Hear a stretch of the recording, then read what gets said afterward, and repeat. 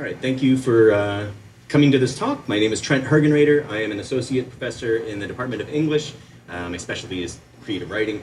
I'm also the director for the Center for Worldbuilding and Storytelling here in Rochester at the Rochester Institute of Technology. I'm not going to say the title of my presentation because it's too long, which I'll get to in just a minute. There's a funny story behind that. Okay, so when I first started in graduate school in 2006, I was a short story writer. I thought my career was going to be all about writing novels and short stories in speculative fiction, thinking about fantasy, science fiction, horror, things like that. But as I started to launch my research initiative that started getting into games and game-based learning, I became more interested in interactive and nonlinear narratives. And my dissertation ended up being this sprawling hypertext that was about 8 people who were playing a role-playing game.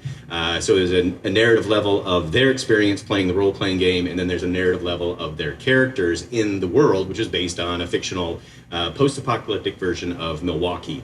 So I sort of transitioned from a very sort of traditional, as far as fantasy, science fiction, and horror goes, to now thinking much more about ways that we can use digital technologies and things like that. So I describe my research agenda as being this intersection between creative writing studies, digital pedagogy, and then games and game-based learning. Creative writing studies is more or less how can we get away from this fixation of reproducing traditional literary print culture and think about how can we do other things in classrooms where we may have 20, 30 students using collaborative tools, using maps, using wikis, these kinds of things. I've written a couple books on world building, the Collaborative Worldbuilding for writers and gamers, and then the Worldbuilding Workshop, which will be coming out next spring. And these are really about how worlds are full of different kinds of social forces that change over time, they change over location, and different people in the world experience those things differently. So you'll probably see this throughout the rest of these slides, where I'm mostly going to be talking about there in the top corner, tabletop role-playing games to teach fiction writing, which is a form of interactive fiction. But then I get to sort of like trying to import this into Twine when we get to the last couple slides. So again, with this ridiculous title that I gave it, I needed to make sure that accounting would reimburse me for this as an academic conference. So I needed to load it up with as many terms as I possibly could. So really, refracting Freytag's pyramid, aleatory elements to teach interactive fiction to teach narrative design. Really, the title is how I use storytelling and the 3-act structure and role-playing games and chance and dice to provide many, many ideas as to how to tell a story. Regardless, you'll see these little numbers. That's where the buzzwords pop up. So again, I am an English professor at a STEM school here, RIT. I'd say a solid, most of my classes are 20 students. 40% of my students are pretty consistently game designers. Another 40% are illustrators, animators, 3D digital designers, other kinds of students who are really interested in storytelling, but almost none of them are interested in traditional literary production, right? So going to MFA programs, I've written one in 10 years at RIT, I've written one letter of recommendation for an MFA program. So I've adjusted my teaching over the years to really be more about broad narrative concepts. So what makes for an interesting character, what makes for an interesting setting, and then how does that character running up against that setting create problems for them where they need to make choices, and then that results in the plot, right? So that's sort of the teaching aspect of this. It's largely media agnostic in that if you're writing a script for a film, or you're writing a novel, or if you're writing a graphic novel or something like that, you still want to have those components. Interesting characters, interesting settings, creating conflict that then leads us to plot. When I talk about narrative design, what I'm really focusing on is sort of the scope and the shape of a narrative. How big of a story are we talking about?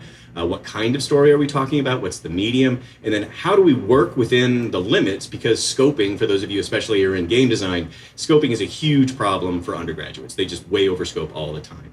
And then I apply the traditional 3-act structure, which I'll talk about in just a second. And again, I always like to acknowledge there are other forms of plot structure, but this one is the one that's primarily used in entertainment media, and most of my students are trying to get into entertainment media.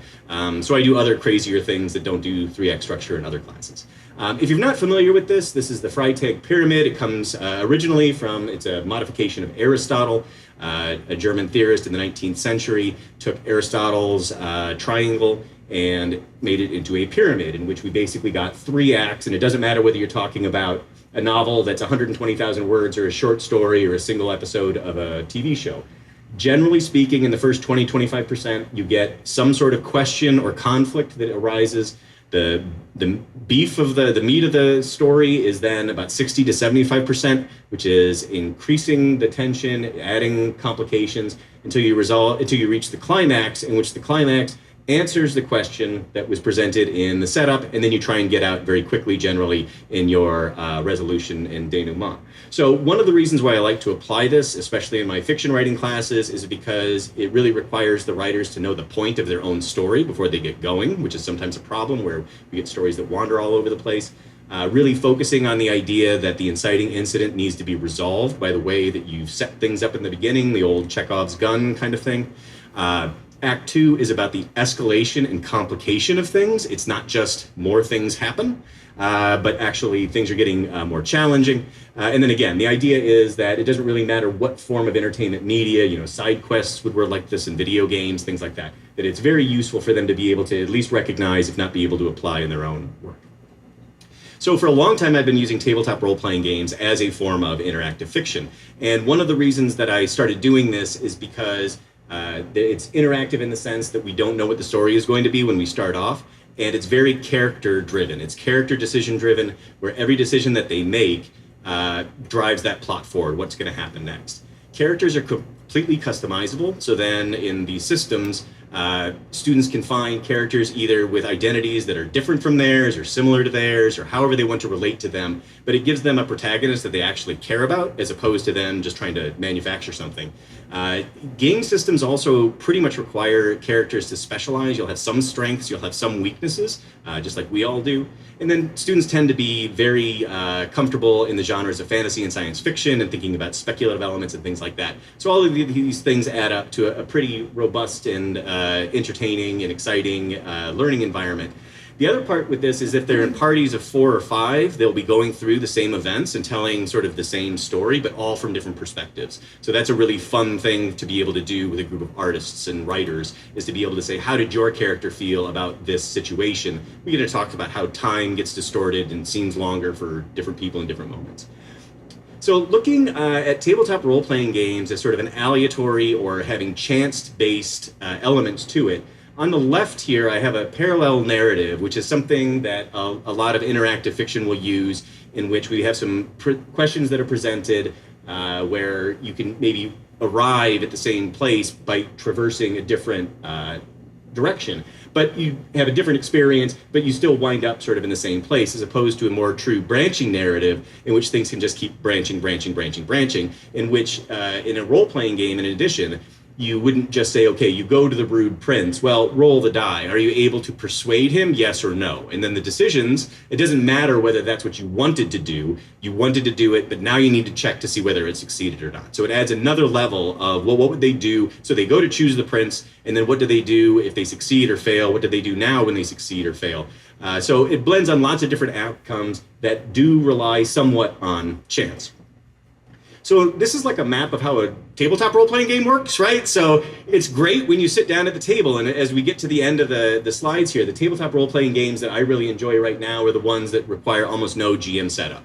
You're just going to sit down and you're going to play wherever it goes, it takes you, and that's great.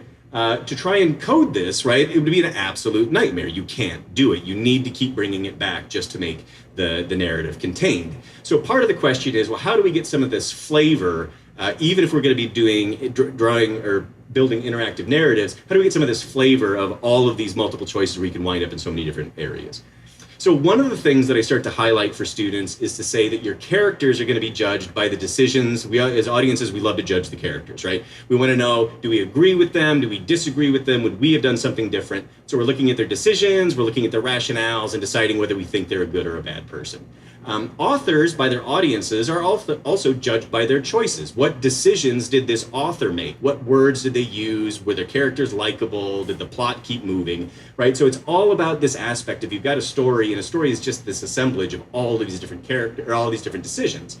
So really focusing on moments of decision are really, really important. So we've got one in which you've got this guy who's trying to decide, should he have toast or eggs for breakfast, right? Which is neither interesting, and there is no element of chance here, right? No one really cares. But students do start off with characters who wake up and eat breakfast, remarkably enough.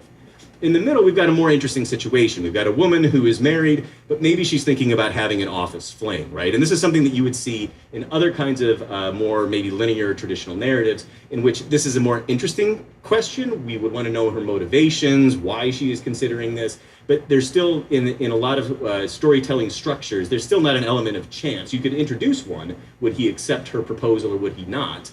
But then finally what we get to in this third one is something that I see a lot when I've been working with students in interactive fiction, in which the choice is, do you choose to kill the ogre with a knife, with a fireball, or a baseball bat? Which is also not an interesting choice, right? Like, so trying to say, okay, what is the most interesting choice and how can we find our ways to tell stories where we're highlighting the most interesting choices? So adding to this element of possible chance. Okay, so this character is facing this situation. Number one, you've got three different options. You could go fight the orc, you could go talk to the king, you could go try and rally the people.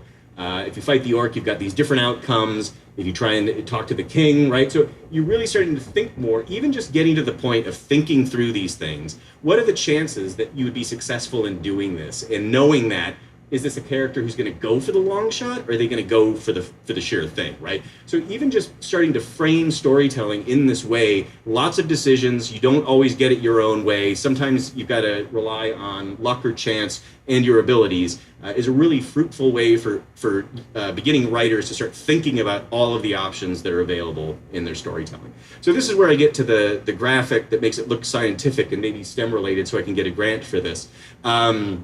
We've got a character who is facing this challenge, which is the prism. The prism is all of these different options and chances for successes and failures. And then you've got these possible results at the end, A through G, right? So this is refracting a story. And for anybody who's taught undergraduates who are learning the art of fiction writing, they often don't know where to get started. They don't know where to go next. They don't know what's going to happen, right? So the more structure you can provide is useful. And then they can still come out with something that is uniquely theirs, right? They come up with the decisions of what they think is going to be the most interesting sort of outcome.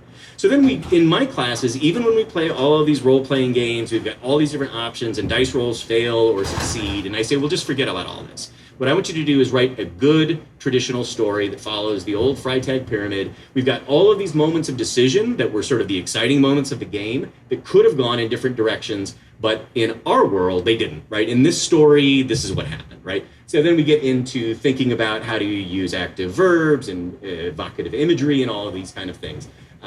So at the end of the day, though, in 15 weeks, I don't have enough time to teach sort of those advanced storytelling techniques. How do you use active verbs? How do you develop characters? How do you write good dialogue?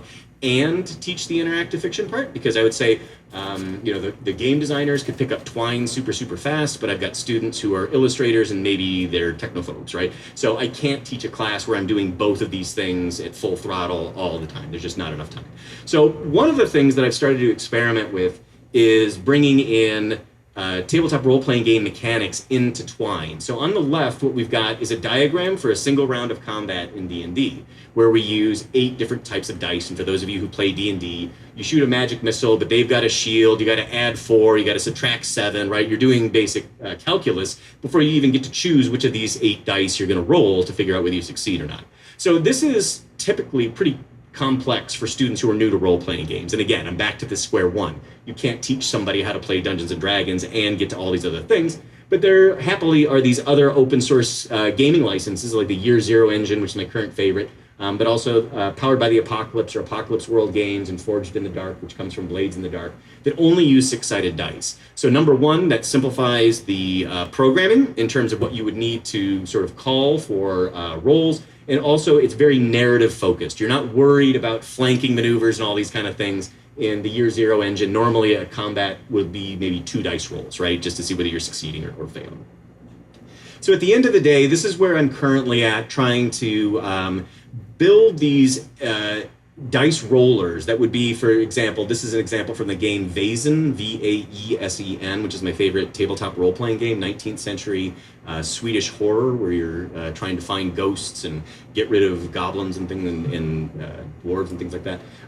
So the idea being is that you could still create characters that would have a set of attributes and skills that then feed into a pretty simple dice roller. The way that the system works is you add your attribute to your skill. you roll a bunch of d6s. That's your d6 pool. You roll them all, and then anything that is a six is a success. So it's a simple system to translate for Twine, and then you could still give them multiple options. They choose which one that they would want to do, right? You roll range, and then it shows you the dice and whether you were successful or not. So the idea would be that I could create these, create a Twine engine with the CSS and everything, and then load this in, and then spend most of the semester working on sort of these concepts that I was talking about before, about important decision making and whatever, and not worry so much, have all of the most of the more complicated programming in Twine sort of taken care of. So this is my project now. I'm working on this this story that is the Rochester Society of these people who are out sort of monster hunting or whatever in Twine right now using a bunch of CSS. And ideally, when I get this to a point where I can easily download it and then share it to students that then upload it in Twine, they could start using this as sort of an environment for them to be able to compose their own narratives. All right, and that is what I got. Are we, no time for one or two questions? One or two questions? Anyone got a question?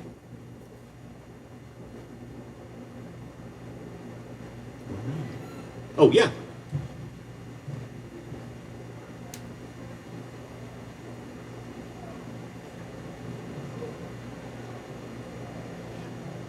Yeah, so the original one that I did in graduate school, I was in Milwaukee, and I've done this in Rochester as well. And you need to build in time because a lot of students, even if they're from the Rochester area or from Milwaukee, they're not familiar with it. But this is where I've built in field trips for them to actually go out and explore different parts of the city.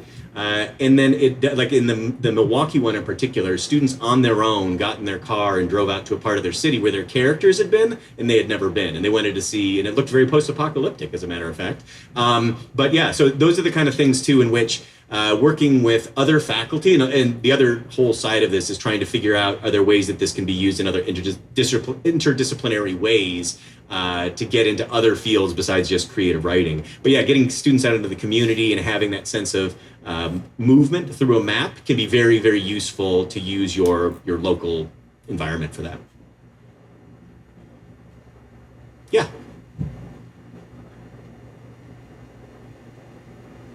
Mm-hmm. So basically there's a dice, so you got a character sheet that will then, you go through, sort through different characters. I've got 12 of them right now, based on all the different archetypes. And then when you choose that one, that initializes all the variables for their skills and their abilities and things like that. And then when you call up the dice roller, it's basically a single line of code that says roll, skill test strength. So there's an array where they've got the different abilities, and then the dice roller basically is just cued in on which one of those abilities it's drawing from, and then spits out the result. And I'd be happy to share that with you because I'm sure it can be improved. I'm not a 100% Twine coder myself. Yeah, I guess, yeah. It's okay. Last one.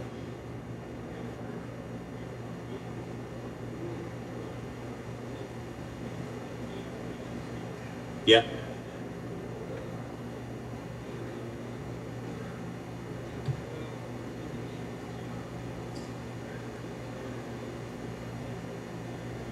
Yeah.